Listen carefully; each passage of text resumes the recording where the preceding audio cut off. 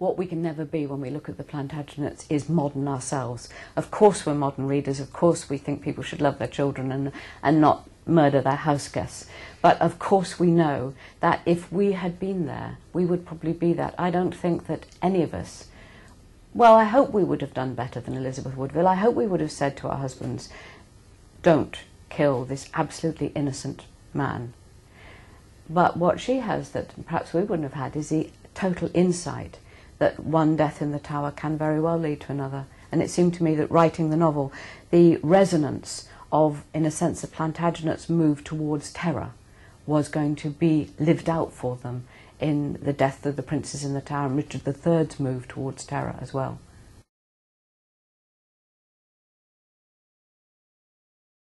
Always when I start a novel, I have to struggle to find what is going to make these characters come alive to me. Here's a historical record, which I have to say is often written in a way so boring that nobody of any sensibility would ever read it. The Wars of the Roses is a classic of this because it's fundamentally military history. It's been written by military historians who are not known for their insight into the wellsprings of human nature and their response to passion. They don't want to know about that sort of thing. They want to describe set-piece battles and how they work. So you start off with this really very, very dry history. And I start to discover these characters who are clearly marrying for love, who are clearly murdering in hot blood.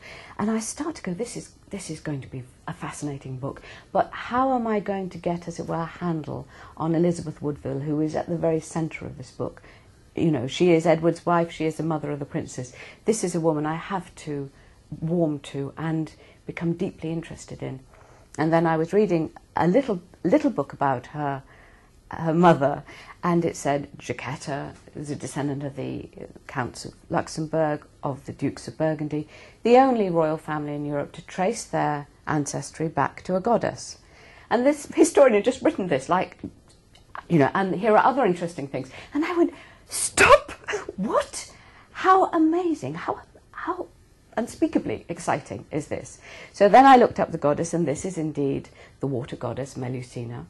And we know her legend from our own fairy tales, and we know her legend because in Europe, you just brought up with it.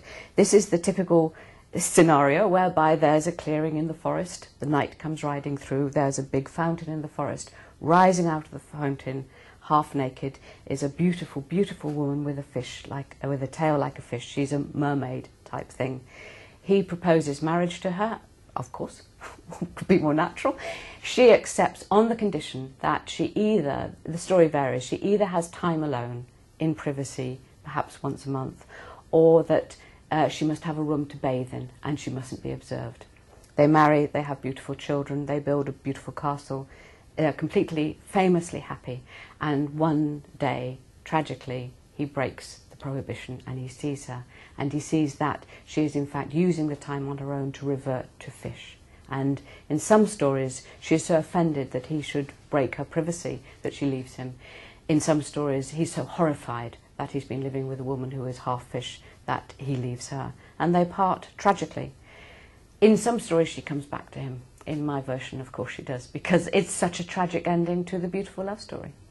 But I also found when I was working it through the story, because since it's an archetypal legend, this is my retelling of it, it seemed to me to fit very nicely to my speculations about the fundamental difference between the natures of men and women, and how, to me, women are very often beings of a slightly other world, and we do like a bit of time on our own, and we do need, in a sense, to nurture our own nature.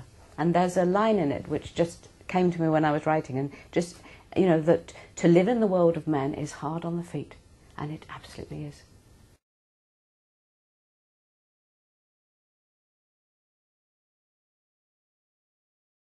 The question of magic runs through the novel. In a sense, Jacquetta believes she is a witch. Her contemporaries believe she was a witch because they put her on trial and they find her guilty, and she would have been executed if Warwick had dared to do that. Elizabeth Woodville, as her daughter, would have believed that she would have inherited powers. Consequently, all of the women who then become women of the House of Tudor would have this inheritance.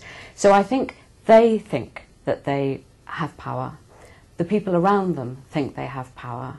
We as modern scientific people think that that power doesn't exist.